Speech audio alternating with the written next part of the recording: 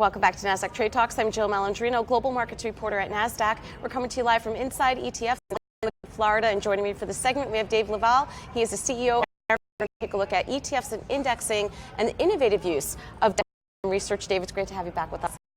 Always. And the foundation for proper indexing is the importance of data, rigor, innovation, all the research that's out there. Tell us more about how technology is being applied to ETFs and indexing. Yeah, so I would say that one of the things that is a pillar of how Alerian has become successful is really that research rigor that we put and have put into for over 10 years now into making sure that our index construction is something that is really going to build the most effective index that's going to support the most effective products, that's going to deliver the greatest outcome for investors. So utilization of data and utilization of technology is certainly underpinning of how we are able to do that research, but delivering that research to our clients is something that is really a differentiator for us in the marketplace. Right, and it allows you to develop custom solutions to democratize all of that direct indexing. Tell us about that.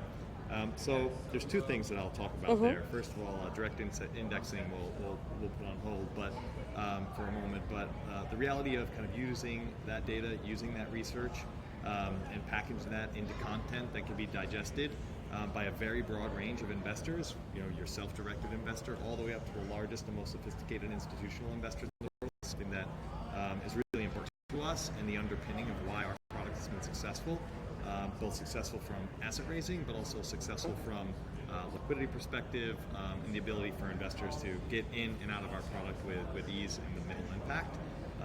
Direct investing is obviously something that is a new wave of innovation that's coming into the indexing marketplace, and that's really an opportunity to really put the decision making and the financial product very close to the advisor and ultimately to the end investor to build the portfolio that they want. Let's talk about some of the overriding themes that we've heard at Inside ETFs, and quite frankly, the industry. ESG, of course, has been a big topic here, and the consistency of it, because there really isn't a standard process yet. It can be very arbitrary. People are building indexes or building products around it. What are some of the things you're picking up on from the conference? So from an ESG perspective, obviously we're focused on that. One of the things that I think is most important is the ability to build ESG solutions that are highly customizable, because my perspective on the world and your perspective on the world could be very different. And so right now the conversation around ESG is very supply oriented, and that people are developing indexes that are being put on shelves.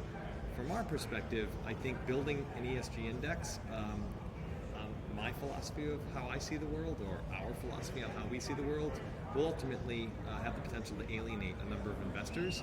And so I think a successful implementation of an ESG strategy is going to be something that's highly customizable and as close to the end investor as possible, and I think is a pretty nice overlay or connectivity point for direct investing and some of the innovations in that area. All right, let's wrap up with non-transparent ETFs. I think 80% of the people I've spoken to, we've had that mentioned there.